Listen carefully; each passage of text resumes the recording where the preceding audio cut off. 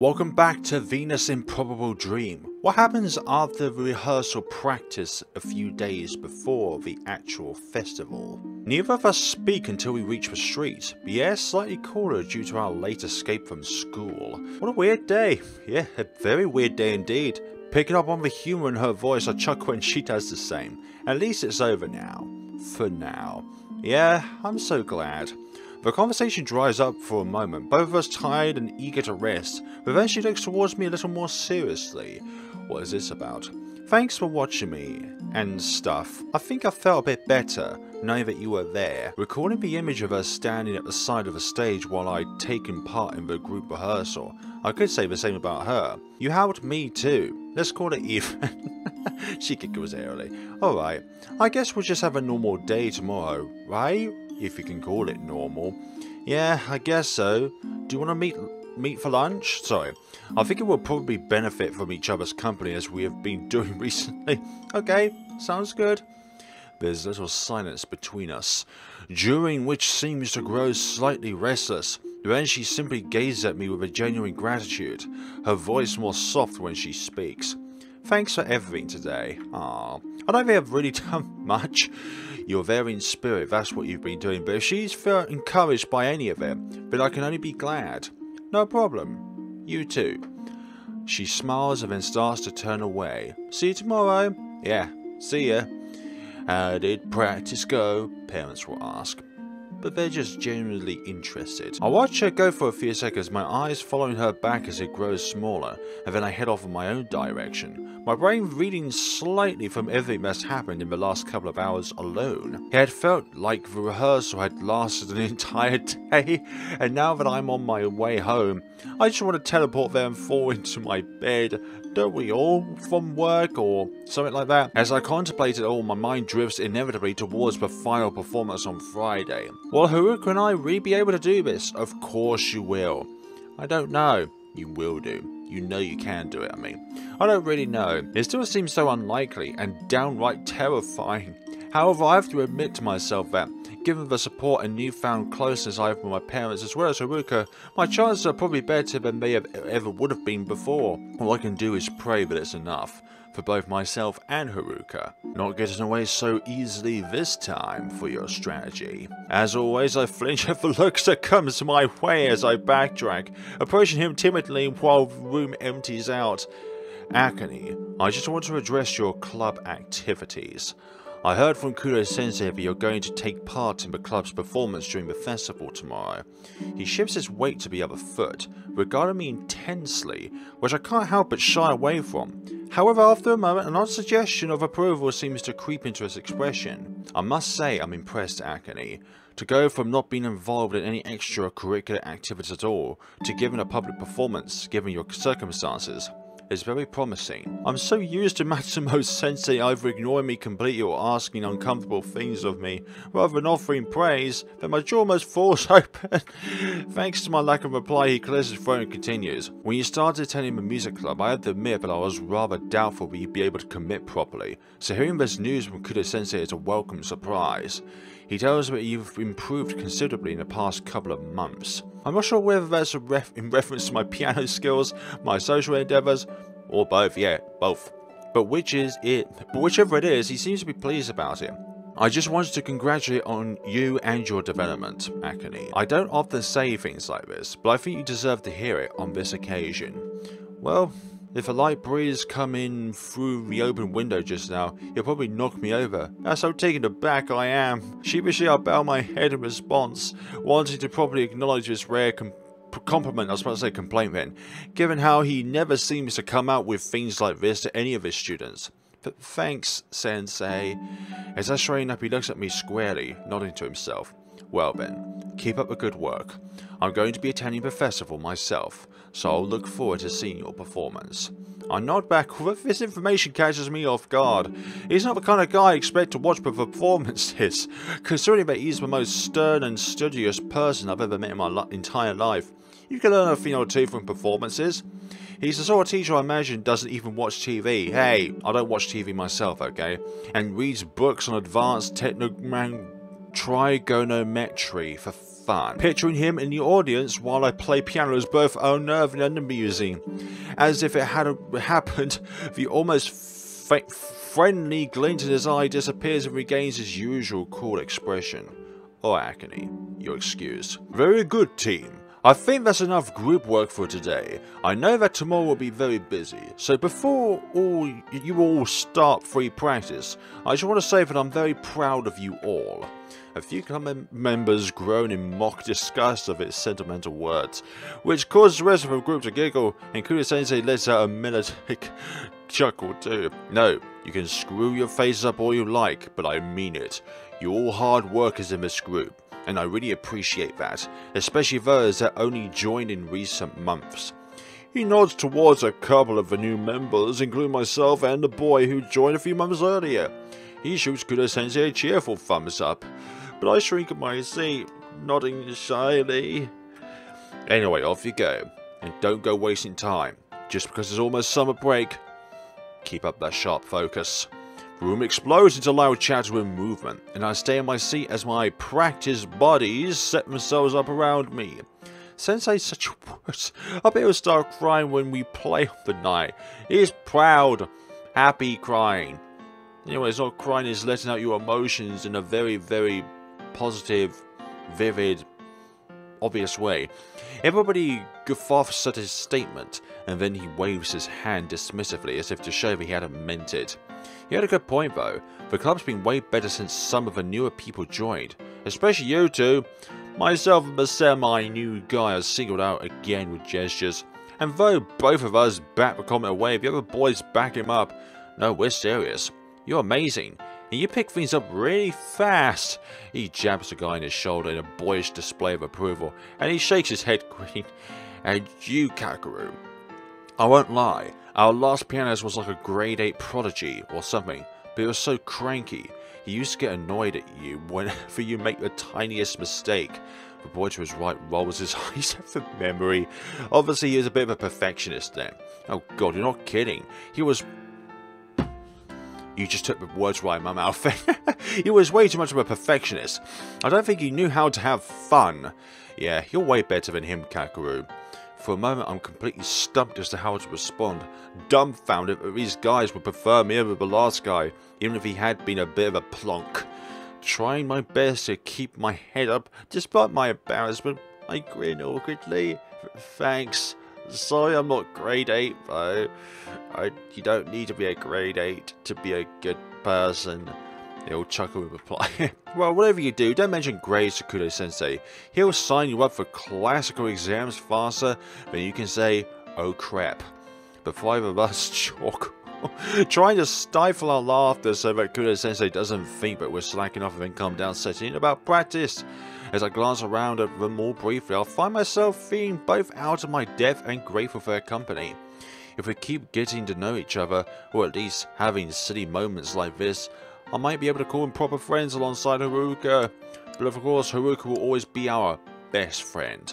Now our nerves going to be out of hand this day. Hey Haruka. She looks towards me with something of a small smile, although it's not very convincing. Hey. Maybe she's just a little stressed out, and considering it was so close to the festival, yeah, it's like the next day. Oh, there's something else too. I didn't realise it before, but looking at her slightly downbeat expression, I'm reminded that this will be our last practice together. Tomorrow, we won't be having a full club session, as Kudo-sensei had mentioned yesterday. I guess she's disappointed about that too, and I don't blame her. It makes my own stomach flutter slightly, knowing that we'll have to make the most of this now. Feeling myself grow troubled, I try to shake it off, figuring that the best way to cheer ourselves up is probably just to get on with our practice, our last chance to act like everything's normal. But what is normal? Who wants to go first? She tilts her head to the side while thinking. I will, if you want. Sure. I cross the room and set myself up at the piano, waiting for her to begin. She touches the braille of her sheet music for a moment and then begins to play. However, to my dismay, oh no, something similar to last week happens. After a few bars, her breath falters, wavering causing the notes to do the same, and then she gives up, huffing out a sigh and kneading her forehead with her fingers. Oh Oh no. Alarmed, I automatically stand up and head over to her, both expecting and dreading a repeat of last time. Are you okay? As I approach her, her face is still covered by her hand, but when she drops it down to her side, I'm so relieved to see that she isn't crying, for her features are severely wrinkled, betraying her mental strain. I'm just so stressed out. It's not like I don't know what I'm doing, I'm just freaking out about it. I can empathise with her 100%. At this point, being able to play my piece well is nowhere near as worrisome as the prospect of going up on stage in the first place. I know that Haruka's reason for not wanting to be seen is very different from mine, but it doesn't make it any less severe exactly. We're both in the same boat here. It doesn't make it any less severe. Me too. I still don't know if I'm going to be able to do this. She glances up at me, an angry smile of understanding her face, and continues to fret. Tell me about it. Now that it's so close to that day, She trails off, trying to find the right words to describe her feelings, and I wait. I feel like I'm kidding myself by still being here, you know. No, that does make sense. She hasn't made it this far for the past couple of years. The fact that she's here now might be making her feel like something of an imposter. An imposter! Or that the festival has always been beyond her capabilities. So it's pointless to keep... Hey, now! I'm not going to say the rest of those words. I get why you'd say that, but I don't think you're kidding yourself. She looks at me again, the torment in her eyes waning slightly. No? No, definitely not. I'm not really eloquent enough to fully explain my viewpoint, but I'm certain that Haruka deserves to be here, and to give it her all tomorrow, if she feels like she can do it. Maybe you're right. I don't know. My parents told me the other night that I'm really brave for getting this far again, but sometimes I wonder if I am actually brave, or just stupid, or an amalgamation of both. But at the end of the day, whatever it takes to get you up there, and bolster your morale and improve yourself as an individual by challenging your fears of the past by doing what it is that you want to do now, so that in the future you don't have the same fears at that magnitude. You still have those fears, but the magnitude of those fears will not be as severe. She smirks ever so slightly in a display of dark humour, and it makes me feel oddly relieved, now that she's not distraught enough to be beyond making jokes. Despite the sour mood in the room, I join in with a self-deprecation. Hey, now stop with the self-deprecations. No, you're definitely the brave one. I'm the stupid. Hey, don't. She scoffs a quiet laugh in her throat. Not true. It's all about complimenting one another rather than complimenting themselves. Although that makes you a rather selfless person if you're not that person who just compliments himself. The two of us exhale small breaths of amusement, sensing the heavy air lifting a little, although in a way it also feels like nothing we do will fully banish our anxiety. Sorry, I shake my head, despite the fact that she can't see it. Don't be. I'm terrified too.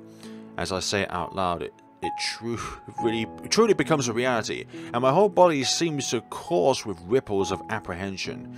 Our time of normality and relative anomaly before we're forced to both make hideously scary commitments is really running out.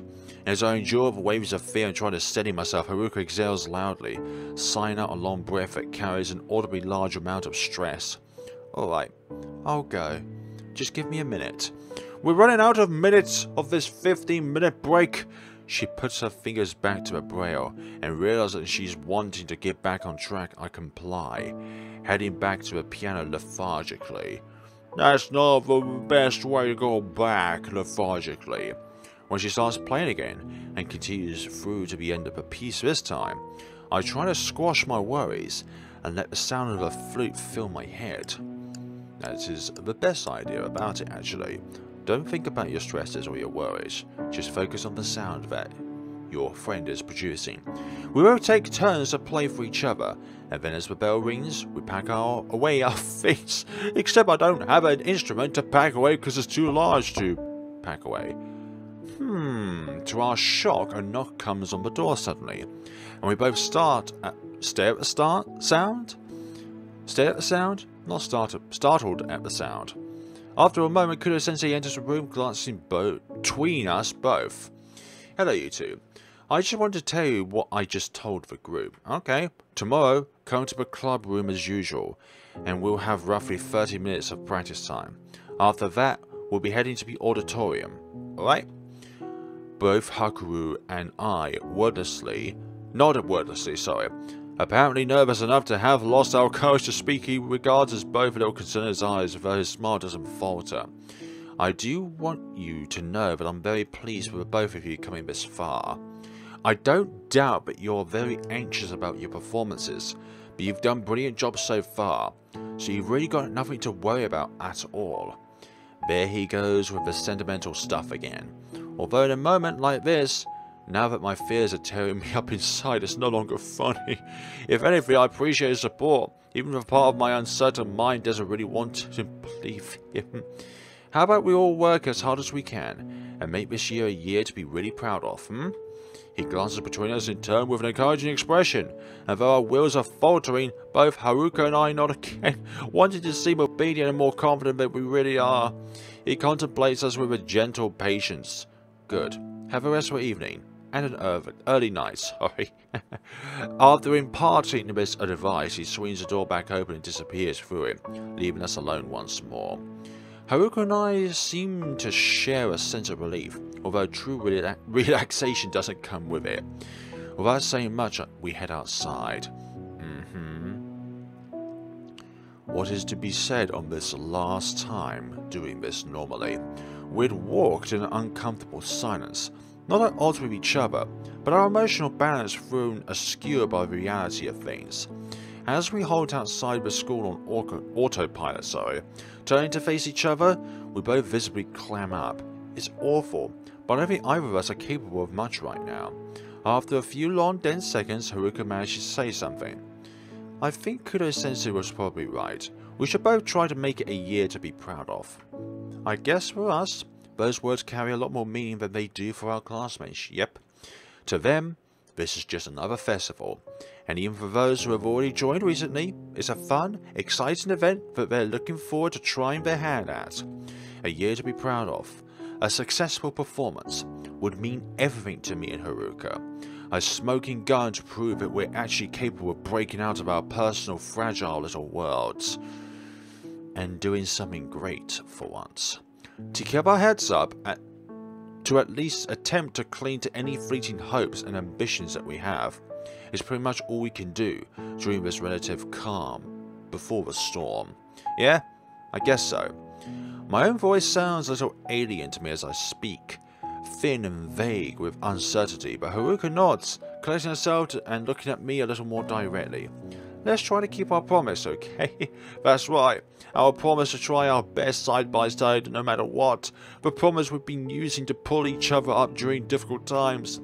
I feel suddenly inadequate in the face of it, but still wanting to stick to my word. I agree regardless. Okay. She hums out a soft, unsure sound, though I feel like it's more in regard to her own fear than my answer. Alright, well, I guess I'll see you tomorrow then. Yeah. Despite our words, neither of us move, rooted to the spot with fear, as if hoping childishly that if we just stand here, then the things that terrifies us so much will never come to pass. After a few long moments of sheepishness, Haruka makes the first move. Bye, Kakeru. Bye. This feels very unsettling, but it's not the fact that it's between the two of them, but it's just the situation at hand. She leaves me behind and I find myself stuck in place, watching her go. The further away she gets, the faster the hands of a metaphorical clock seems to tick, pushing me closer and closer towards what feels like my doom. Sheesh, this is really happening, isn't it? I'm going to go to sleep tonight, and when I wake up, the day will finally be here. I'm going to have a hurriedly snatched practice with a group before heading to the auditorium, where hundreds of people will be waiting for me and my club mates to take to the stage. And then what? What will happen once the moment is truly upon me? Will I flourish? Or will I falter? Will I actually manage to achieve something? Or will I break down, crashing and burning in front of everybody? Don't think about that last bit. I wish I knew the answer already. Nope. You don't know that because that is part of the fun of life. You don't know what's going to happen tomorrow. The past is history, the future is a mystery, and today is a gift, and that's why they call it present. I just want to know. I don't care about the it's not like this is a game or anything like that. I just want to skip to my end of my stop! Fourth wall breaking here! I just want to skip to the end of my own story and be put out without having to enjoy any more emotional torture, but of course real life doesn't work like that. I mean, it's not like this is a game, this is definitely real life. This encounters real life experiences. I've got to experience every second, feel every scrape of pain and fear. I've got to stare this fight in the face carrying the entire time and pray that I've got what it takes to win. Will that be the case? Can I believe in myself to come out the other side of this okay? My mind settles on the one answer that doesn't help me at all. Maybe. And that's all one can say at this point in time. This is it. Today is the day I've faced the biggest challenge of my life so far. Unable to really even string cohesive thoughts together in my mind, I continue getting ready for school silently, walking around numbly like a zombie. The only thing that I keep trying to remember is that I still have a whole day of normal school ahead of me, before the part I'm dreading comes into play. Get it? Because it's music. Classes, lunch, more classes, a mundane routine that I'm hoping I'll be able to slip into and feel somewhat reassured by. I ensure that the sheet music of Emma G string is securely tucked into my bag. I could probably play the theme in my sleep now, but I still want to have the music there with me during the performance, just in case I panic and get lost. As has been the case for the past week or so, I prise open the little inner pocket of the bag and gaze upon my parents' note slotted inside. I'll need it more than ever today. It's good that you treasured something like that. Not all kids would do that sort of thing, to treasure something in which their parent wrote. Zipping the bag up and hoisting it onto my shoulder, I realise that there's nothing left that I need to do, and no more excuse to keep me from leaving for school.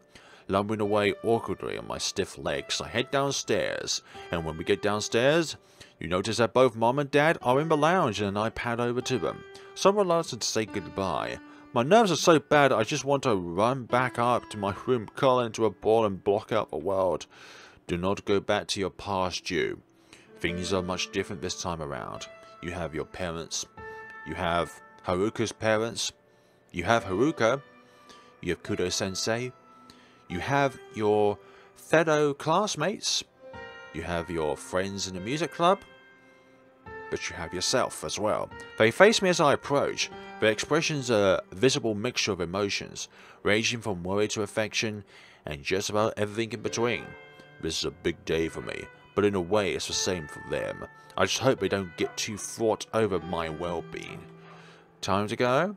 I nod in response, not quite able to speak just yet. They both shoot me comprehensive, caring looks, and it warms me like a beam of sunlight that I don't want to move away from.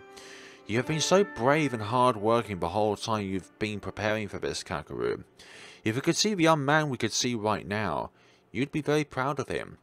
Dad nods in acknowledgement, and I squirm slightly, and I'm touched by her words. You know that we'll never be disappointed in you, whatever happens today, but we still want you to know that we completely believe in you, son. You can definitely make this happen, no doubt about it. Their love fills my chest with flutters as I listen to them speak, and without really even meaning to, I step towards both of them, craving a stronger reassurance. Ah. Without hesitation, they close the gap between us and scoop me up in their arms. We share a close three-way hug for a few long seconds, and I spend all of them trying to absorb as much strength and courage from it as possible. Ah. When we pull back and separate, both of them are wearing smiles, directed at me with pride. I look back at them without wavering, so grateful that the wall I'd put up between us is no longer there. Or it's a much weaker wall than it was. We'll see you there, son. We might not be able to talk before the show, but you know we'll be there the whole time. Nodding gratefully, I straighten up, trying to hold on to the warm theme they'd given me. Bye for now, Kakeru, and good luck. I nod again, bowing slightly in an awkward, inadequate display of respect that is nowhere close to the amount that they deserve, and head out of the door. It's good that you acknowledge these sort of things, but it's just, finding the steps to be able to get to that kind of pre-expectations that you hold of yourself and give them the respect that you believe they deserve is a challenge in itself. Self-acknowledging your own problems is a very, very good thing to do, because then you can start working towards a better tomorrow. Why is Haruka texting Kakeru for in the middle of class? When I open her message and see what she sent, I feel a very tangible pain of foreboding. Are you at school? Does that mean that she... What? What is she doing not being at school? Frantically hammering at my phone with my thumbs, I send a reply telling her that I am and turning the question back around her.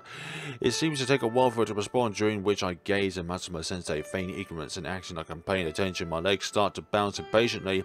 When a reply finally comes through, I open up a second and flashes up. Yeah, I almost didn't make it out of the door this morning, though I'm glad you're here too. I have to make a courted effort in silence, to silence the huff of relief that I let out. For a second there, I'd thought that she bailed.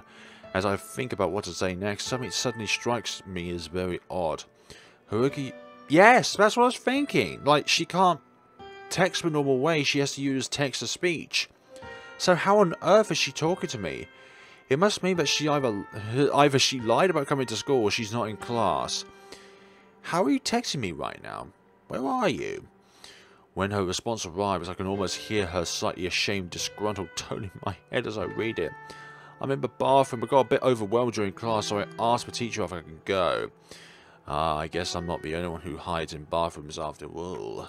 Feeling sorry for her and understanding exactly why she isn't feeling up to the class right now, I start tapping out a reply, keeping an eye out for Matsumo-sensei. However, before I could... Yeah, she sends another message. Why? We're definitely meeting up for lunch, right? There's no doubt about that. Deleting what I put, I compose a different response. Yeah, I'll meet you at the usual place. There's no way I'd pass up on a date like this. Okay, I'll let you get back to your work. Talk to you soon. Okay. I wouldn't have minded texting with her a little longer, but I guess it's not a good idea, given I'm still in class. You should respond back in the first place. That's not good work ethics. A good friend, yes, but not good work ethics. Hey. Just standing opposite her is causing me to clench my fists in anxiety. Her terror horribly contagious. It's not like I've been feeling fine before, but our combined fear is unfortunately powerful. When you have two different kinds of fears put together, it doesn't eliminate one another, it just amplifies them both. She doesn't reply to my greeting, but I clear my throat and try to just act normal for both our sakes. Shall we go? She nods wordlessly, and we start to walk towards that eating spot. However, before we can get very far, she grinds to a halt in the middle of the corridor, looking conflicted. So alarmed by it, my fragile state, I simply stop and wait for her to explain herself. I don't think I can eat right now. You need all the energy that you need for tonight. Makes sense. I think the only reason I'm wanting to have my own lunch is to try to continue clinging to the idea of normality for a short time, but we have left to do so. Come on now, it'll still be difficult to eat on a nervous stomach though. What I want to suggest instead, an idea hits me. What we both need right now is to be away from everyone, in a quiet, relaxing place. Our lunch spots come pretty close to providing that, but there's one place that beats them hands down. The CD room! Want to go to the CD room? I blab the words quickly, before they get stuck in my throat, and Haruka turns the thought over in her mind silently before nodding with a rattled hum of agreement. Adjusting our course, we head back towards the staircase. Oh, no, neither of us had spoken again our own way here. But once we'd arrived, I told Haruka to choose any CD that she liked. I don't mind what we listen to as long as we can be alone and try to chill out somehow. Sitting on our usual chairs, just as we always do, we let the sounds of the music wash over us, and it creates enough of a calming atmosphere that we start to seem at least slightly less agitated. Haruka still isn't saying a word, and I don't push her to either. That's very understanding of you. The two of us are well versed enough in comfortable silences by now, but we can just sit here and not feel guilty about the lack of conversation. That's how we remain for a little while, taking in the soft music she's chosen, trying to regain control of our feelings. Yeah, you wouldn't want to put heavy metal on when we're all stressed, because that would just amplify the stressness. Calm music for a time like this. Calm, gentle, and lulling, and featuring only a piano. I shift slightly in my own seat at the somewhat familiar melodies, and Haruka's gaze drifts towards me, following the sound. Dibuzzy? She murmured the word so quietly, I almost haven't heard her, but I guess she's ready to break the silence at last. Dibuzzy, that's the name of a composer. It rings a vague bell in the back of my mind. Yeah? There's another brief drop in conversation, and then she speaks again. Really famous. It's part of a larger piano suite, and Dibuzzy himself actually wasn't going to use it for anything at first, but he thought it wasn't good enough. Luckily, a publisher made an offer for it, and he changed his mind. Her love for the music causes her to grow more confident as she relays this information to me, and I find myself grateful for it, as it helps me uncoil some of my tension too. Good job he did. She nods thoughtfully, and I regard her with a strange combination of emotions. It feels really nice to be sitting here, listening to music as though this was just another ordinary day.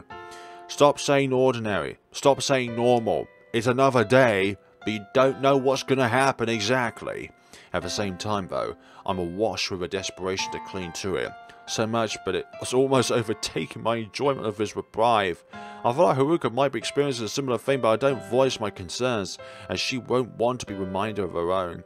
Instead, I rack my brain with other things to talk about, never able to speak properly.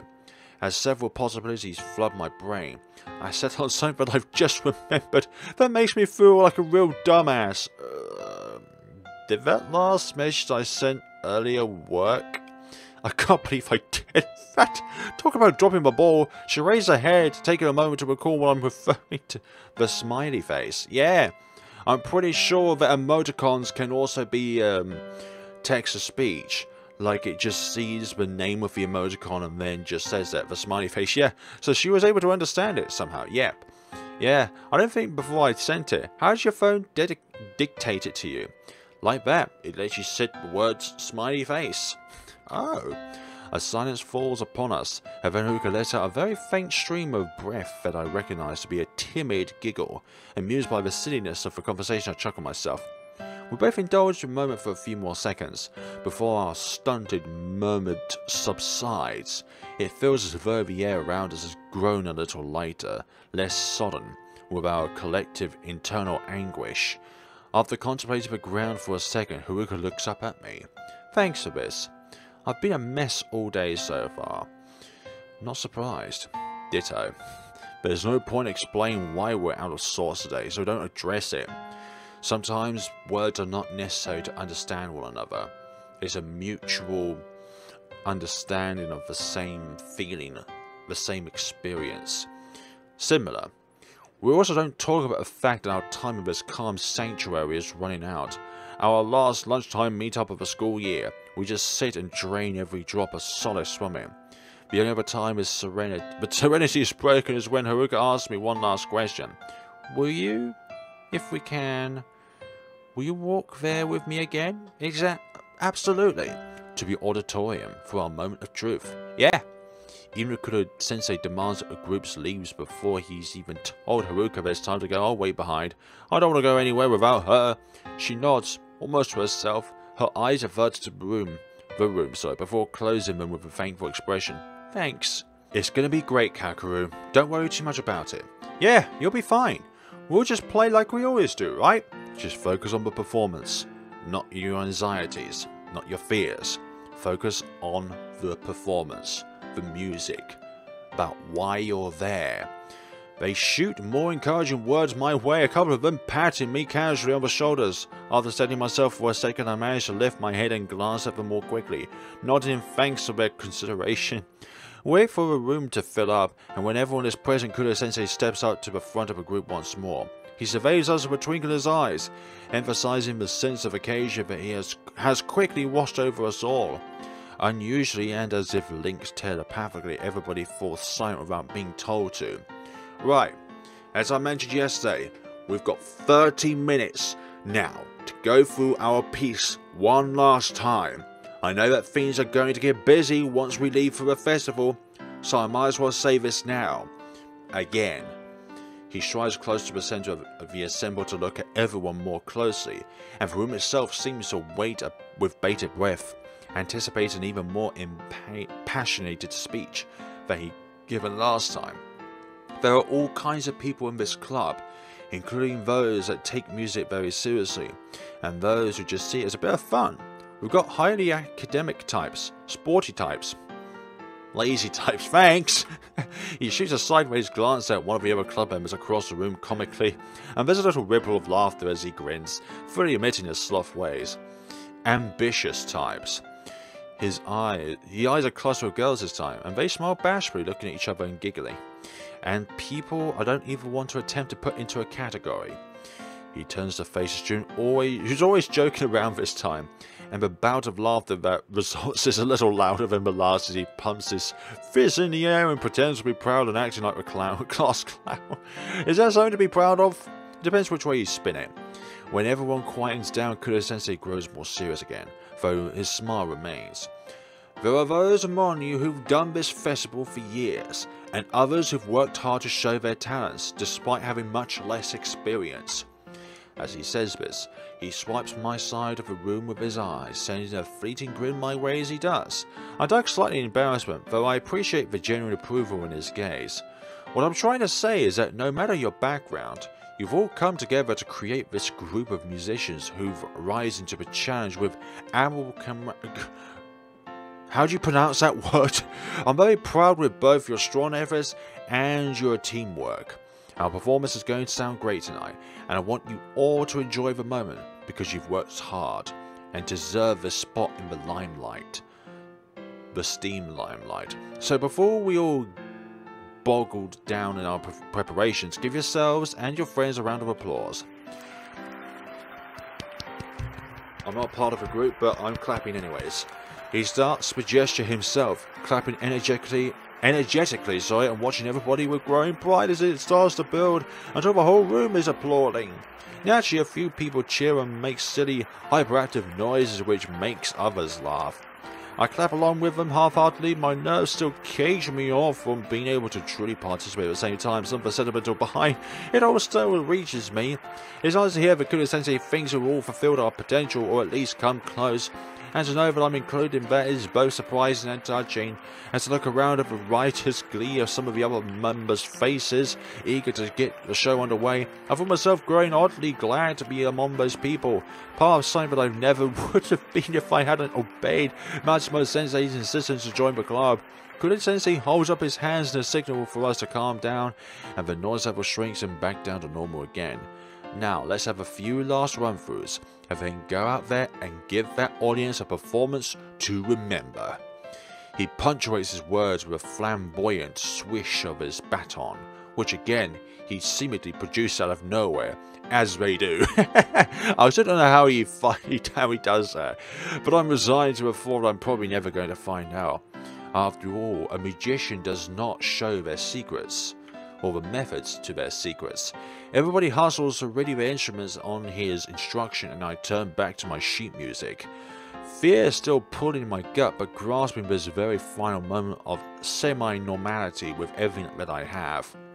As a deep hush comes over the group in anticipation of Kuro-sensei's count-in, my ears pick up on something, a very distant sounding melody, with a texture that I would recognize anywhere.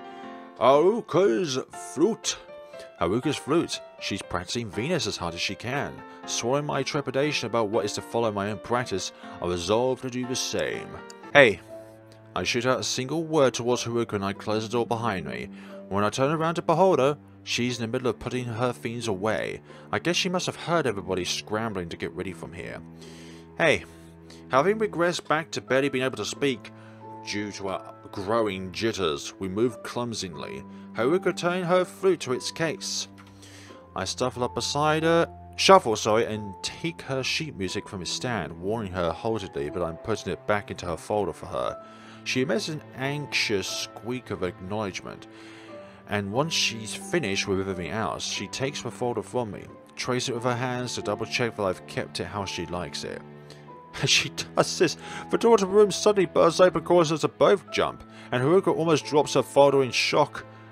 Kudo-sensei greets us with a smile, although it quickly gives way to a look of partially veiled worry. Just making sure that you're ready to go. Aha, he says this casually, but I could tell his expression that he's pretty concerned about Haruka not making it to the auditorium. He also glances at me for a moment, as though surprised that I'm in here, rather than out in the main hall. I guess I'd slipped away rather quickly. Both Haruka and I nod, and he puts on a relieved demeanor, but it seems to be a bit of a forced act, as though he's not entirely convinced. Glad to hear it. We're all heading out now. After hesitating for a moment, he steps back into the corridor, letting the door swing shut behind him. For some reason, the fact that he seems somewhat on edge about the two of us, or Haruka at the very least, is making me feel even more nervous. I guess he must be quite surprised that Haruka's gotten so close to the performance this time, and is anxious to make sure that she goes through with it. Oddly, I feel as though he has more confidence in me at the moment, which is pretty backwards in my mind. But think about it, this is your first time being here. This is not Haruka's first time being here, and when you gain experience with somebody, you know a little bit about the expectations and outcomes that could come from it. Shoving my unhelpful thoughts to the side, I look at Haruka, who's apparently ready to leave, flute case and cane in hand, although her anguished expression suggests otherwise. Ready? She stutters the words out feebly, as if doubtful of her own question, and a dense cloud seems to roll overhead in my mind. I thought you said you were going to put it to the side! Shrouding me in pessimism. No, I don't think either of us are ready. However, by some miracle we still are. We are still here, and that's already more than either of us had expected, so we might as well try to keep going, in whatever precarious way that we can. With that in mind, I tell a little lie of my own. Yeah, just like last time. The two of us had followed the group at a distance as we'd all trapezed through the corridors and into the other building, arriving at the backstage area. At one point I noticed Kudo-sensei lagging behind too, moving to walk behind Haruka and I as we'd make our tentative way. After a moment I realized that he was doing it on purpose, as a way of ensuring that we entered the auditorium ahead of him. I know it was only out of concern, but it had made me feel a bit like a sheep being unwittingly herded into an enclosure. What a way to put it. I'm glad that Haruka hadn't been able to sense it, the sheer amount of footsteps in the hallways proving too noisy for her to discern what was going on. Having successfully escorted us here, he finally takes his weary eyes off us to stride up to the head of the group. I huff in a weird combination of relief and further stress as I gaze around at the hubbub in front of us. Not only is a music club here, but several other large clusters of students that I don't recognize are milling around close to the stage, evidently ahead of us on the bill of tonight's show. Judging by the sounds that are blaring from the auditorium itself, the festival is already underway. I guess this means that our parents are already here too, sitting in their seats that I called up to Haruka from on Wednesday. I feel somewhat disappointed I haven't been able to at least say a quick hello to mine, as I appreciated some kind words right now. However, there's no time to think about much, as Kudo-sensei gestures for us to all to listen to him, gesticulating broadly. Our group clambers around him with anticipation, and I do my best to filter out the noises around us and pay attention. You all know what to do at this point. Gear instruments and sheet music ready, and keep your minds on the task ahead. Yeah, let me just get my piano real quick. Please remember that there are plenty of other students here who are trying to prepare too, so keep it down, and no playing out loud, just rehearse it in your head. I think that would be the best way of doing it, rehearse it in your head. And it's like what Kakeru did, have a copy of the music on you, somehow, so that you can recite it, not only in your head, but also with your headphones, or earphones would be more suitable on a travelling convenience. We're on in roughly 45 minutes. For now, just sit tight and go over the piece as much as you can. Any concerns? I'll be around. I have 100,000 concerns, and 99,999 of them are all due to my own nerves breaking down. That's not funny, by the way. With that, he dismisses us, though there isn't far for anybody to go. Most people take to the seats spread out across the back wall, getting out their instruments and chatting excitedly amongst each other. Haruka and I bristle slightly, unnerved and unsure what to do with ourselves. Before either of us can manage to say or do anything, we're abruptly accosted by 4 apprentice buddies who approach us with optimistic expressions. Nervous, Kakeru? Don't be. We've got this. All 4 of them bombard me with encouragement, and though I struggle to keep up with it in all of my frazzled state, I still find myself appreciating their words. However, I'm also hyper-aware of the fact that Haruka is quivering next to me, evidently feeling somewhat overwhelmed by the sudden social situation that she's been thrown into. I wouldn't mind if she moved away and left me with her guys, but she seems too shaken to do so. But why would you want to do that? However, to her good fortune, they glance at her with slight concern, and seem to realise that they should probably give her some space. We'll catch up with you soon, Kakeru. The others follow his lead and say some similar things, and I bid them goodbye awkwardly. Then, in a move that surprises me, the trombone player pauses as he goes to walk away, his eyes land on Haruka with some sort of sympathy in them. Good luck, Fujiwara. He says this while stepping backwards so as to not to crowd her, and the other boys act similarly. Yeah, good luck. Can't wait to hear you play. You'll be great. After nodding at me once more, they leave us be, heading across to the opposite side of the room to stand by the wall, immediately forming a circle and chatting away. Haruka hasn't even managed to react outwardly to their well wishes yet, reels dumbfoundedly beside me, until she can find the cohesion to speak. That was nice of them. I feel lucky that the guys are considered respectful enough to realise her feelings, as well as mine, and give us the distance that we need. Things like that usually don't occur to most people, leading to some pretty gnarly internal breakdowns on our part. For a word that starts with G, gnarly does not sound like it has a G in it at all. They're good guys. Haruka nods thoughtfully and then casts around herself awkwardly, her mind back on the immediate situation, and it pulls my own focus back to our surroundings properly. We're still standing in the same spot that we paused in when we first entered the room. I crane my neck, looking for some free seats that aren't too close to anyone, and spot a few further down towards the stage. A group of students I don't recognise are sitting nearby, although it's not too close. It's probably the best spot that we can get. Here. I stride towards the seats, slowly at first so that Haruka can get a gauge on where we're going, and then we head over, sitting down stiffly. This backstage area feels so much more uncomfortable than the other day, which had been practically empty. However, there's nothing we can do about that, so we resign ourselves to our circumstances for now.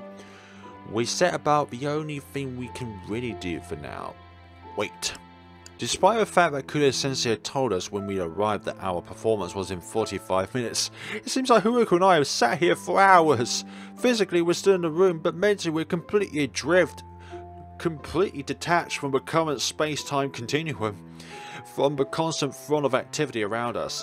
All the while we remain silent, too internally shaken and anxious to say a word. The other students clatter and laughter, getting a warning look from Kudo-sensei whenever they grow too loud, which causes them to lower their voices. The groups of unfamiliar students ahead of us steadily disappear as they take their turns to the stage, leading our group to shuffle down the line of seats in order to let them who are performing after us into the room. As the last set of people trot up the stairs to begin their performance, leaving the music club at the front of the line, a whole plethora of unpleasant feelings sweeps over me, binding me in an invisible vice grip. I can't believe what I'm about to attempt to do. I can't believe I've got to this point. Even now I still don't know if I can really rely on myself to go through with it. Beginning to grow restless, I lean forward in my seat, my elbows on my knees, propping my chin up. Somewhat subconsciously I find the fingers on my right hand running over the rubbery texture of my condition, tracing its abnormal coarseness and feeling repulsed. Am I really going to go on stage with this, in front of hundreds of people, and show them all the reason I threw... It's happening again. The angel and demon on my shoulders are battling it out, trying desperately to convince me to take their course of action. Relax. It is going to be okay. No one will judge you. Just do it. No, don't. No deserved front row seats to the freak show that is your face. Get the hell out of it. The conflict grows so cacophonous inside my own head that I almost want to shout out loud for it to stop. Don't do that. I don't even know what my own opinion is anymore, or what I'm going to do when they call us up to play. As I'm reading this mental torture, I sense a shifting next to me, and turn my head to see Haruka squirming slightly, clearly as unsettled as I am. She looks towards me, although her eyes don't quite land on me. Do you think our... She has to take a breath in the middle of her sentence to steady herself. Our parents are here now? Yeah. I imagine before them were so excited they probably arrived early. I'm ready to bet that they have been watching every performance, coiled with anticipation for Haruka and I to appear.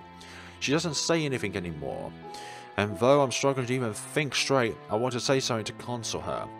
You know, your parents are really great. They'll be so happy to hear you play. Both sets of our parents are behind us all of the way, and it's comforting to know that they'll be out there, rooting for us, even if it seems doubtful we actually go through with our performances. Haruka's nods at my words, seeming to reflect on her parents' encouragement, and it reminds me of something. Putting my bag onto my lap for the seat next to me, I delve into the inner pocket, pulling out the notes my own parents have written to me. Okay. Since Haruka doesn't seem to want to talk again right now, I take a moment to reread the letter, letting every word sink into my mind. My parents love me. They're here for me no matter what, even if I don't do this. There's no pressure of me to meet their expectations. I hold the page tightly in my sweating hands, only relenting to put it back into my bag once the edges are starting to crease in my grasp. Just like I had this morning after they hugged me, I try to look for warm feeling of knowing that my parents love me inside myself. As I stride my bag back onto the unoccupied seat, Haruka makes a slightly strangled, frightened sound, and I turn to her worriedly. Her right hand grips her flute with excessive force, her knuckles turning white, and with her left hand she reaches around to me clumsily. She clutches the sleeve of my blazer and on the top of my arm, the material bunching in her hand. And you'll listen too. We'll both listen to each other. I can feel her trembling through my clothes, and it heightens my own fear, though I force myself to ask her, wanting to stick to our promise if it kills me. Yeah, I'll be there. She squeezes her eyes shut, almost as if she's trying desperately to enter some sort of meditative state in order to calm herself down, nodding at my words. We sit like that, rigid and tense, for somewhere close to a minute, and then she lets go of me, her hand rests on her lap. Okay. A burst of applause reaches our ears as the audience clap for whatever has just been on the stage, and then Kuro-sensei comes barreling towards us excitedly, looking like a dog whose owner has just told him it's been taken for a walk. Nice one. Alright everybody, our group performance is after the Poetry Club's last act.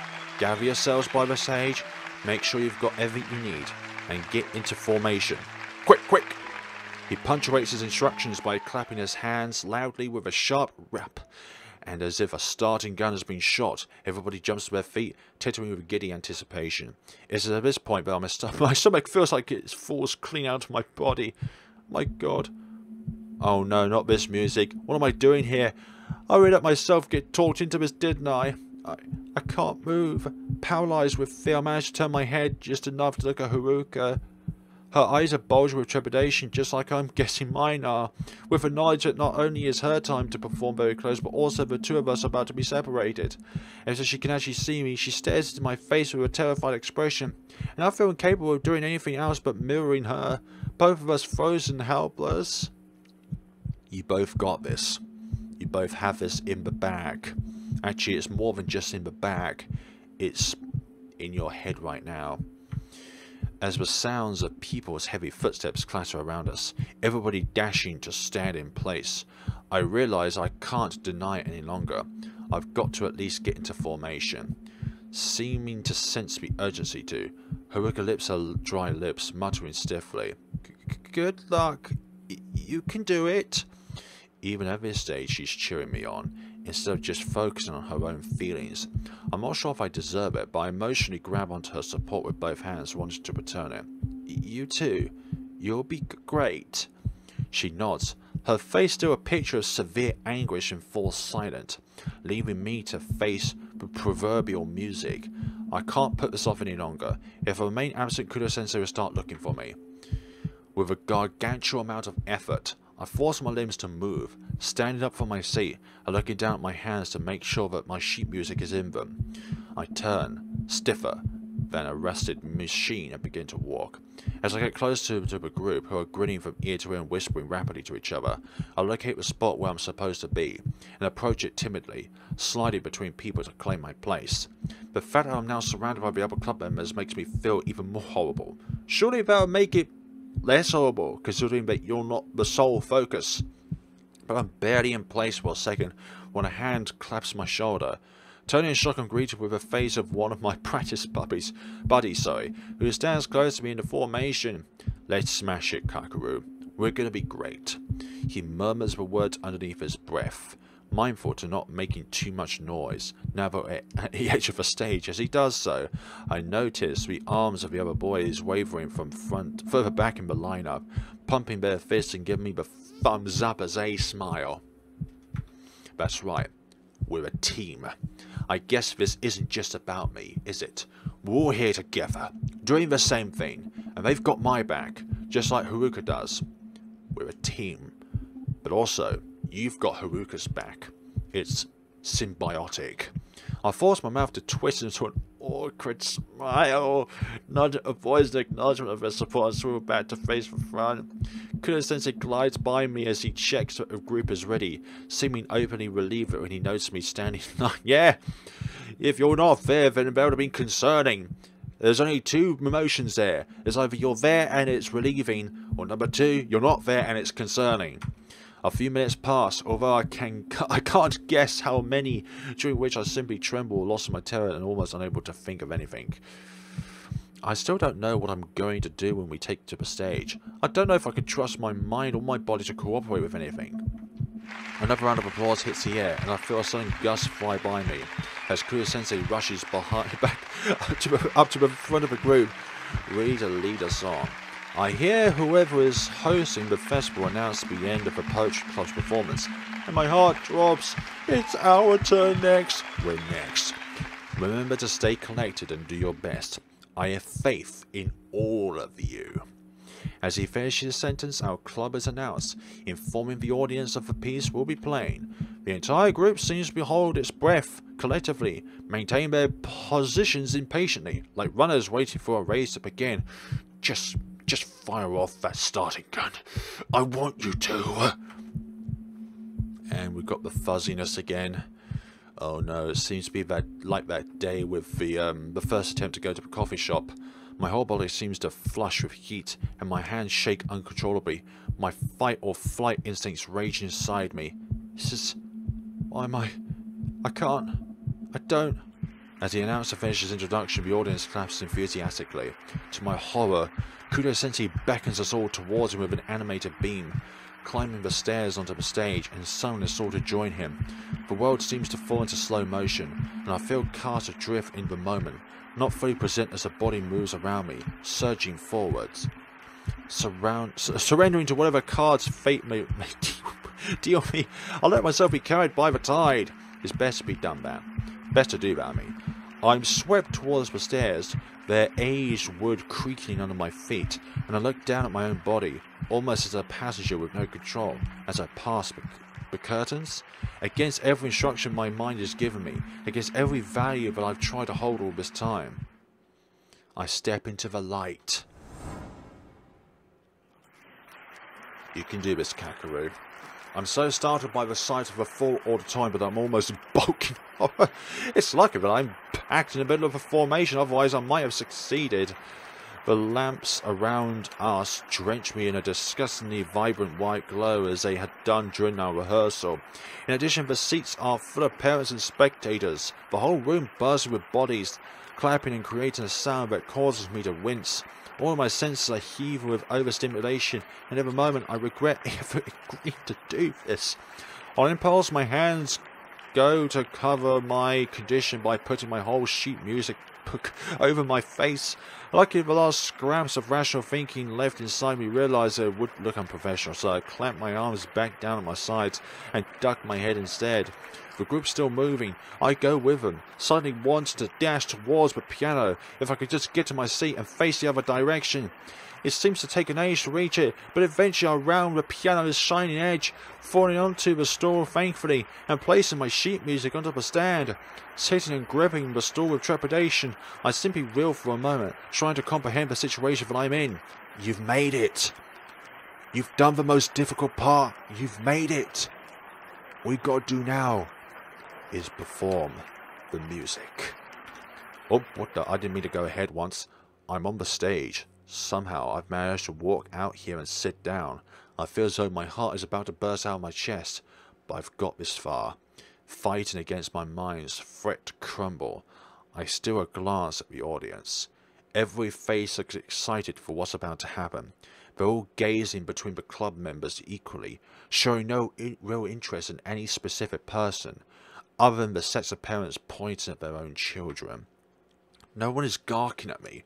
No one has recoiled in horror. This hasn't turned into a freak show. This has not turned into a freak show. Your devil side has proven failure. They're just watching. It's alright, Kakeru. They're just watching. They're also listening as well. My chest throbbing and my head spinning. I crane my neck slightly towards the seat where my parents should be sitting in. After a moment of difficulty, I spot them, sitting next to Haruka's parents. Mom is already crying in joy. Ah. From what I can see from here, and both she and Dad are smiling so widely as they clap for me, looking towards me with encouragement in their faces. Ah, wonderful. It makes me feel emotional as we catch each other's eyes in a ways that tough to describe. Sometimes it's indescribable. The applause dies down and the moment of truth arrives, the light softening as they bathe us in colour.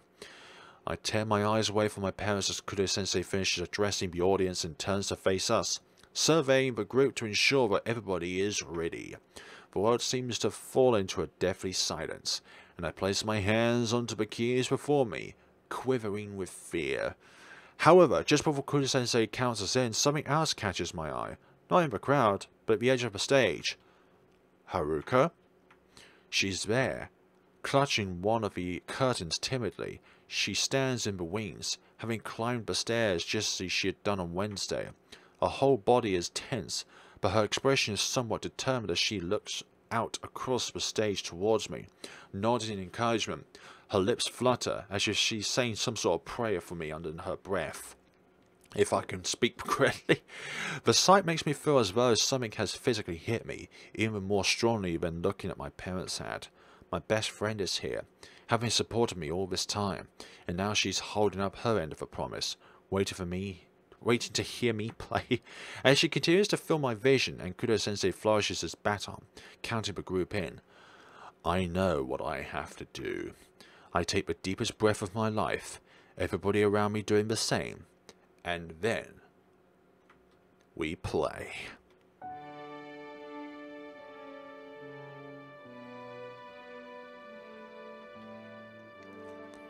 The sound that's so familiar to me now, through 2 months of practice, fills the air with a captivating presence.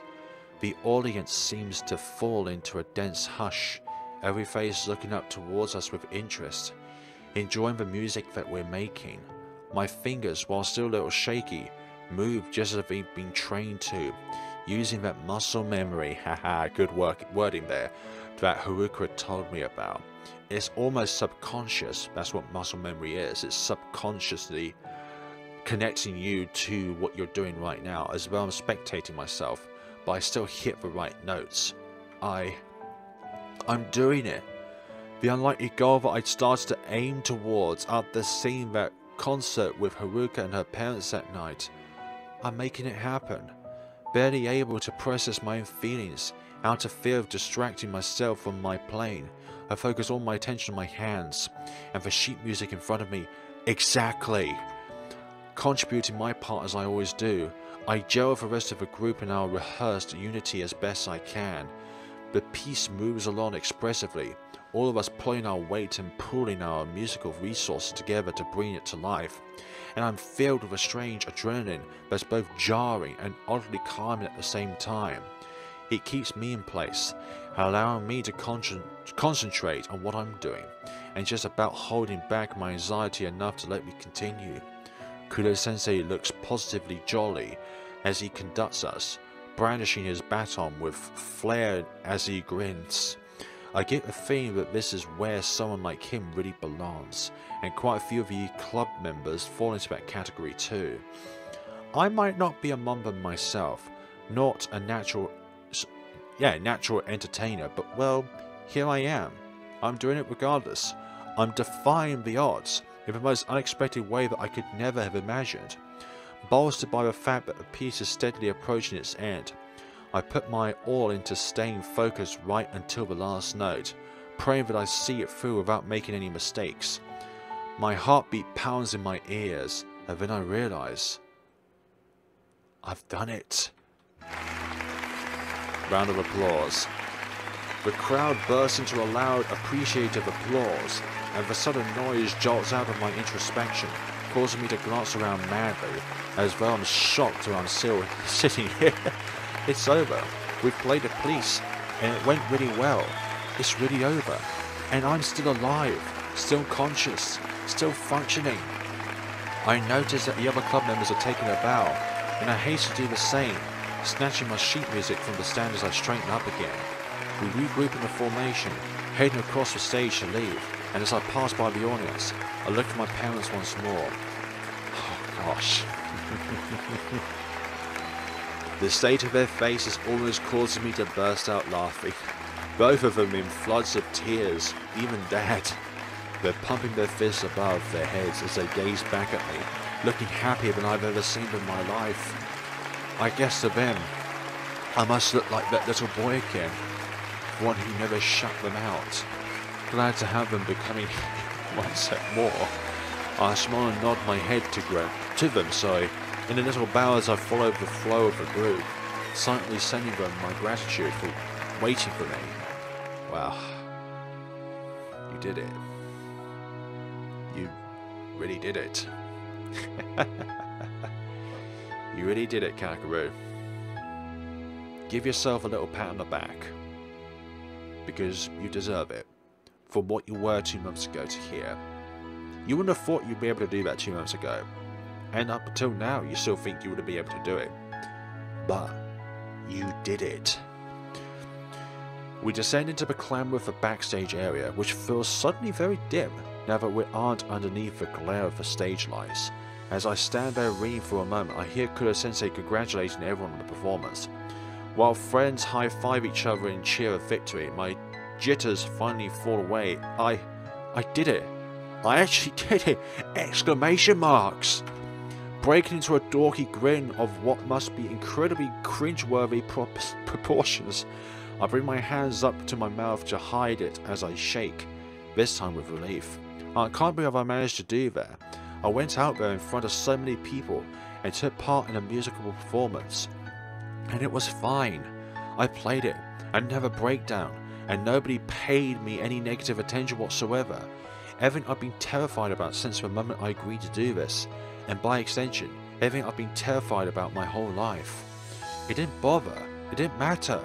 My condition made no difference, and that's what it should be about, regardless of your physical condition. That should not have a difference in how people see you as a person. It might as well have not been that exactly.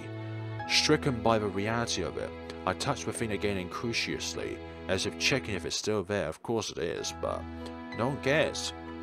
I guess the reason most people didn't recoil in horror of me and just treat me as if I'm ordinary is because regardless of what my lack of self-esteem might try to convince me I am, I'm normal.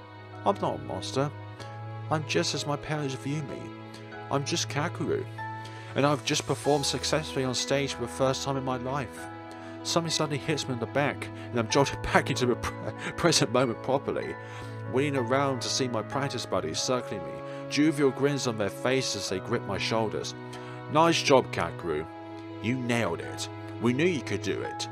All four of them bombard me with congratulations, and I can't help but smile as they do. My cheeks started to hurt. Thanks. Let's go out there and get a victory coffee tomorrow, huh? You're gonna flip a coin again? Nod laughingly, and everyone.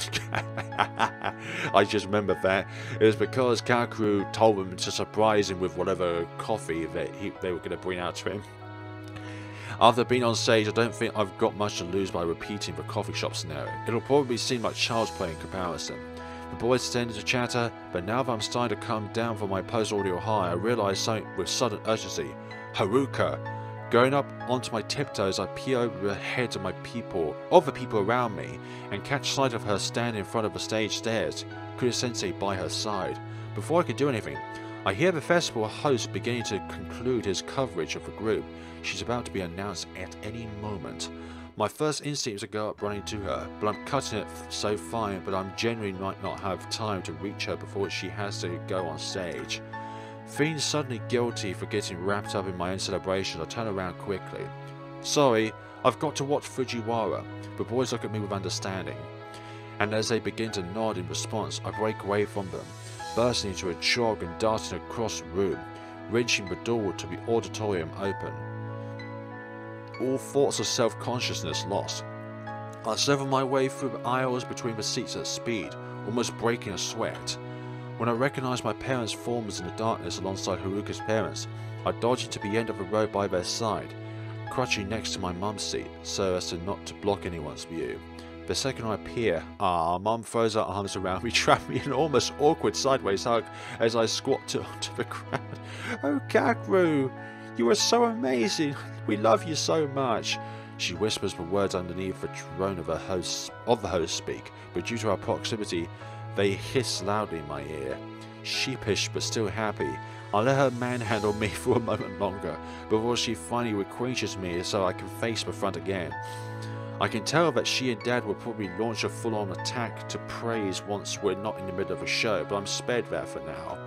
Putting my attention back onto the stage, I tune in just in time to hear the host say the words I've been waiting for. Before an excerpt of Gustive Heist's Planet Suite, please give a warm welcome to Fujiwara Haruka. I automatically clap along with everybody else, seeing a quick glance of Haruka's parents on the other side of mine. They're staring up at the stage expectantly, looking somewhat fearful, as though something might go wrong, and I can only hope that that's not the case. As the applause continues, the stage remains empty, and for a horrible moment, I start to get a sinking feeling. Where is she? Is she coming? Or... please don't tell me. Oh, thank God, I heave a sigh of relief as Haruka finally appears, creeping slowly across the stage alongside Kudo-sensei.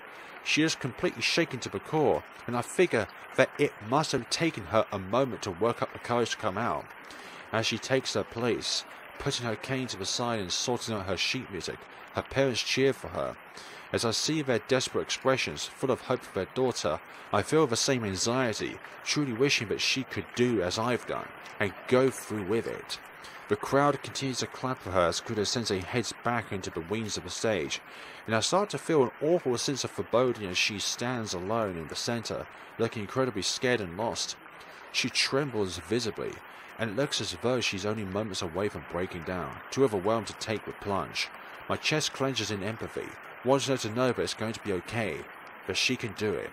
Before I can even stop myself, my mouth opens and I hear my own voice echoing in my ears. Go on, Haruka! I just shouted. I just yelled in front of all these people. What's gone into me? Several heads turned my way, but they simply grin and returned their focus to the stage, leaving me to cower in embarrassment. I don't think I quite meant to do that, but I got caught up in a moment. As I turn up at Haruka once more, I see her expression change somewhat as she turns her face, following the sound of my voice. I guess she must have heard me about the cacophony, seeking me out based on the noise I'd made, and evidently recording my previous instructions about where we'd all be sitting in the auditorium. Ah, you made it this far, Haruka. She looks me dead in the eyes. It stuns me for a moment, and then I see the corners of her mouth turn upwards into the faintest of smiles, and then my heart throbs. My encouragement reached her. She knows I'm here to fulfill our promise. I didn't say it, but I knew that that was going to be the difference. Knowing that you were here for her. She closes her eyes, seeming to have gained just enough courage to move, and fills her lungs with a deep breath. Silence smothers every corner of the auditorium as she raises her flute up to her mouth, and then... there we go. She's doing it. I feel as though I've been transported to some sort of dream. The soft melodies of her flute, powered by her breath, pervading all of my senses. Everybody around me also becomes wrapped with intrigue and enjoyment as the sound captivates them. This is really happening. Once more, I take a sidelong glance at Haruka's parents. They're welling up with tears as my parents had done, clutching each other's hands as they gaze up at her with affection and admiration in her eyes. As I look back at Haruka myself, I feel something similar. The now familiar tone of Venus fills the air, and she keeps her eyes closed as she plays, her demeanor completely different from how it had been mere seconds ago. She oozes passion, bringing the piece to life beautifully, as though she'd never been nervous at all. As I gaze at her, I start to feel emotional again. The two of us really came through on our promises, didn't we? We faced our fears and supported each other through every trial. And not only have I achieved something that I never thought I would, but Haruka, she's done it too. That dream that she kept alive in her heart for so long, almost convinced it would never happen, it's come true at last. She's playing the piece that she loves most in the world and bearing her soul for everyone to hear. And it sounds amazing. Unable to think properly anymore, I simply stop trying and let myself get lost in the sound of her flute, feeling that for once in my life, everything's alright. Haruka serenades in the room masterfully, and all too soon her breath runs out, the notes along with it, bringing Venus to its gentle end. Silence reigns in the aftermath of the last sound, echoing out into the auditorium, and then a new sound replaces it. Cheers of positivity. Claps. The audience begins to clap and cheer for her enthusiastically, and all five of us, her parents, my parents and I, join in wholeheartedly. In doing another rush of adrenaline, I get a secondary burst of joy, as though I've been performing with her. Haruka breaks into a wide beam, gazing out across the sea of people with so much euphoria on her face, evidently elated to have finally made her musical debut after so many years. She fumbles with her flute as though she doesn't know how to contain her happiness. Kuda essentially strides back onto the stage and helps her get her feet together. As she turns to leave, taking one last glance towards where we're all sitting, I reach out and squeeze Mum's arm, stand up from my crouched position. Be back soon. Before she can respond, I repeat my hurriedly journey in reverse, racing down the aisles and up to the backstage door, slipping through it as swiftly as possible. I enter to a flurry of noise. Other students belonging to clubs who haven't performed yet, chattering fervently, and I snake through them all urgently, wants to get to Haruka. As I reach a clearing between groups of people, I see her up ahead, having just descended the stairs. Haruka! I call out to her, no longer caring if anyone can hear me, and with glee still filling her expression, she leaves clear senses side and strides towards me. As I get close, I realize that there are tears in her eyes. Haruka, I heard everything. You were so good. So were you. I can't believe... She cuts herself off, gasping for air and giggling, and I can't help but laugh along with her, feeling more free than I have for a long time. She lunges forward slightly, scrambling for one of my hands and grasps it tightly between hers, her flute jammed into the middle clumsily. Before either of us can say anything, Kurosei ambles up beside us, his face a picture of joy and surprise. Well, Fujiwara, I never thought I'd see the day. He eyes me with a mischievous grin. How'd you get her to do that? I don't know. You're asking the wrong guy here. Both Haruka and I giggle at the question, and he winks at me in classic Kudo-sensei style before striding away to leave us alone. Sensing that we're free to talk again, Haruka turns back to me, still clenching my hands warmly, her eyes still shine with the moisture of unshed tears. Haruka, thank you. You found Venus for me, and helped me feel confident enough to go through with this. I'll never forget this as long as I'm alive. No, I didn't do that. You did. To her, you did. Not wanting her to attribute so much of her own success to me, a reminder of her own guidance. You helped me way more. I definitely wouldn't have done this if it hadn't been for you. She exhales a happy laugh, and as I do the same, a true sense of achievement fills me, as if reading my mind, Haruka's voice is my thoughts. We were so scared, but in the end, we really did it, didn't we? Yes, Haruka against all odds, and amidst so much doubt and fear, despite barely believing in ourselves at all. Here we are, two friends, standing side by side on a field of victory that is entirely our own. Yeah, we really did.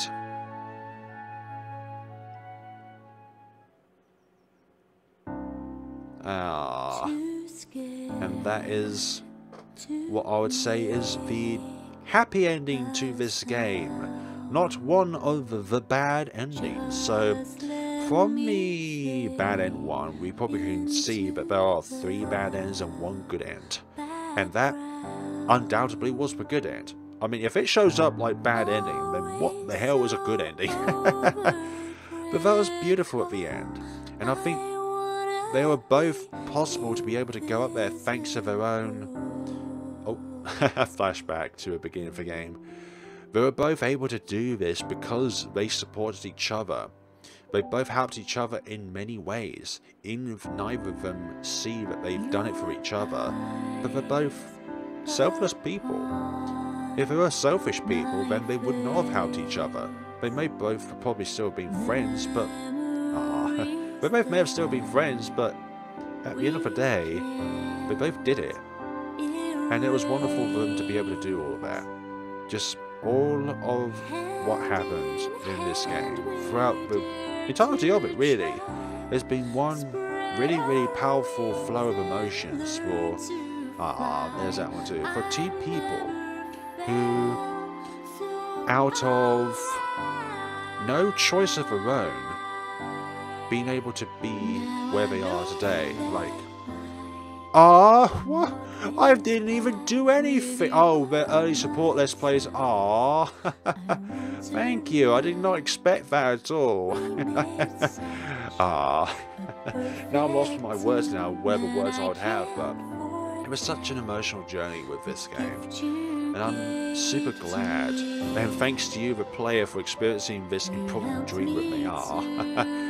In memory of, okay, you were worth more than pennies. I don't know who that is, but I'm thinking that they were once upon a time somebody that people looked up to and still look up to this day. Finn. So this entire game, what I was trying to say earlier, was just one big roller coaster of emotions. Lots of lovely. That is a nice smile he's got on right now. So, is it better than the cheesecake one? Yeah, this might be my favourite so far. No way, cherry pie is way too sweet. That's just cause you're bitter, dumbass. The 2 descended to play fight and I laugh alongside with the others, taking another hearted slurp of my delicious iced drink with relish. It's been a few weeks since I performed at the school festival. Completely shocking that not everybody who knows me with my uncharacteristic bravery but myself. With the concert had ended, my parents had pretty much bombarded me with hugs, more happy tears, and adoration. Later that night and pretty much every day for almost a week after that, they repeatedly told me how proud they'd been for me, how much they'd enjoyed watching me take a bold new step in my life. Along my awkwardness, I loved hearing them say it. It really does seem like things are getting better, and that I might finally be on the road to becoming less hung up on the way I look, given some time to process my feelings properly. After having hundreds of strangers see my condition at night, and suffering no negative consequences from it, ordinary situations have started to seem a little less daunting. It makes me curious as to how I feel about walking the corridors and being in class, once we go back to school for our final year before graduation. Perhaps I won't feel the need to hide quite so much. I guess time will tell. All I know is that, despite all of my struggles and near breakdowns, I'm generally glad I took the leap that night and performed alongside my fellow club members. I think I'll remember it fondly for a long, long time. And Haruka, she's still my best friend. Say that she'd be on cloud 9 after finally making her dream of performing a reality would be an understatement, and she'd be similarly besieged with love from her own parents once we met up with them again. They congratulated me too, and both sets of parents had spent a while chattering as well as we'd all stood outside the auditorium, Haruka and I grinning like Cheshire cats. It seems though the four of them might end up becoming popular friends, just like we did. Naturally, Haruka and I haven't been able to practice over the summer break so far, but we've met up a few times, enjoying casual outings to a city bookstore and going to her house for more classical music listening sessions. Not only that, but my practice buddies have been inviting me out to this coffee shop regularly. First it was claimed that celebratory coffee after our festive success, and since then it's been to catch me up on all the wild popular drinks I've been missing out on when I didn't come to places like this. It's been pretty funny, and despite my remaining jitters, I always manage to settle down and have a laugh with them, generally enjoying a summer of socializing for the first time in my life. They're determined to have me taste every flavour of drink before we go back to school, and I'm not complaining. I've been going home with my tongue stained black from berries, or tingling from sour lime cream. And I think I'm starting to associate flipping coins with caffeine fixes. It's not a good thing to get yourself addicted to. Gazing at the boys that continue to squabble playfully, my chest fills with gratitude, even more quickly than my stomach is being filled with cherry-flavoured yogurt. They calm down at last, returning to their drinks, and one of them eyes me thoughtfully. So, Kakeru, you gonna stay in the music club when we go back to school? It's a question I've already asked myself before any of this had happened. I would never have considered such a thing. Joining the club in the first place had been horrifying, and when Kuro-sensei had announced the festival performance, I nearly collapsed. Would I really go for all of that again, for an entire year this time around, and put myself through even more trauma in an attempt to give another end-of-year performance in front of another massive crowd? Do I actually have the mental fortitude for that? Look, you went for it the first time, and the first time is by far the most mentally draining time. Smiling as I sip my drink, I recall everything that I've gained from this whole experience, and the carefree little boy that I used to be, that I've grown close to in my mind once more, answers me. Definitely. That's a good answer, sport. That is what you call good ending. Hell yeah. That's a good number by it, so that pretty much confirms the other two endings we haven't gotten yet are bad endings. Wonder how they're going to play out. But I'm just going to say this right now. This is one of the most touching experiences that I've ever played in a visual novel. Or just in a game. Just as a game, sorry. It speaks to me on a personal level that I've never thought a game would. Like, it's so endearing to, but also at the same time very heartbreaking to see a journey of two people who have gone through life with such experiences, such traumas, because of a physical condition in which they couldn't decide to not have or have, but it's just there. It's there, and our own psychological demons are always there to say, nah, you can't do it. But there's always a tiny speck of light at the end of the tunnel that says, you can do it. And what these two did throughout that tunnel has been edging closer and closer and closer to that light at the end of the tunnel. One of them because of the lack of sight, and the other one because of a condition that they have below their right eye. And it's something which we don't choose ourselves to have, but it's just there.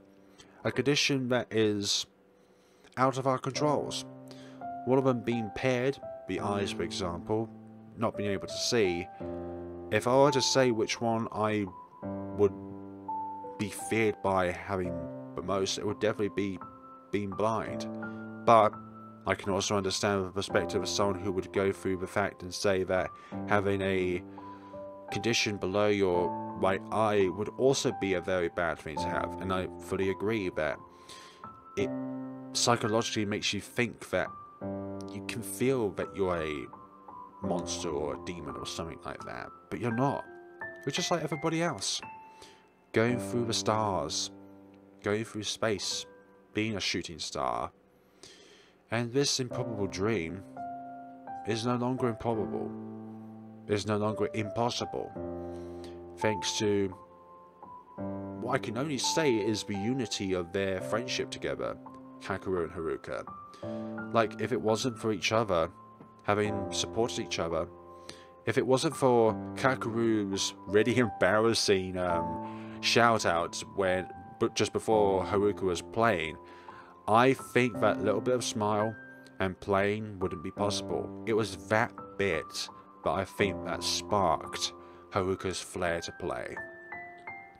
And I think that this game should get more attention than it currently has right now. I think all sorts of people should play this game to understand better about what it's like to go through a lifestyle or a life itself that is not familiar to them because you've had a quote-unquote normal life where you didn't have any features that would make you probably be stared at by others, even though most of the time it's just your own psychological demons telling you that you're going to be stared at, you're going to be judged, you're going to be outcasted. But it's not the case. But it's like with me, I'm thinking that having autism, dyspraxia, would make me a bit of a freak. But it's not. It's just a part of you. And I'm saying it's just a part of you, like the just part as being like, you shouldn't take it seriously. You should, yes. But it's not. It doesn't define us people. It doesn't define us as people. What defines us as people is who you are on the inside, not what you are on the outside, or your physical conditions. You could be in a wheelchair, you could be walking with a cane around because you're blind, you could have a birth defect, you could have a defect under your eye, you could have any kind of physical condition, but it doesn't matter. And do you know why it doesn't matter? Because it doesn't define you. Thank you so much for watching, guys, and in the next time around, actually, won't be doing a full playthrough of the rest of the game. What we'll be doing is showing all of the 4 endings of this game, first of all, but also as well, just the steps in order to get to each of those endings. Because what I want to say is that it's nice to be able to go through the entirety of a game. At times, I just want to think that it's best as a Let's Player, as a streamer, whoever you want to call me as, should leave parts of a game untouched for people to think, if I want to look at the rest of that, perhaps I should buy it for myself. Because in a way, yes, I am showing my experiences of this game, I'm showing the game itself to everyone here, but at the same time I also want to be courteous about the fact that not each and every single word is shown. And that's why I've done little snip clips of different things out of the game which are either not as important to the conversation, or it's a bit detour and it's a little bit like just thinking in here of what to do next, just going from one part of the building to the other part of the building in the school and stuff like that. But stuff like that, just little bits snipped out, and the more as time went on, the more heavy the story got. And still thinking about that part, which literally broke me down inside, and like, it's just so touching. Just so touching that words can do that. A string of words. A moment. Thank you so much for watching, and see you all in the next and final time of Venus Improbable Dream. As I said, we're going to be covering all of the endings. So the 2 of them which we've been looking through so far, and then the other 2 which we have not yet found. It might take me a day or 2 to be able to go through it, because I want to play through it again and see it for myself. But then, obviously, we'll get down to it in the next time. Thank you so much for watching, and take care of yourselves.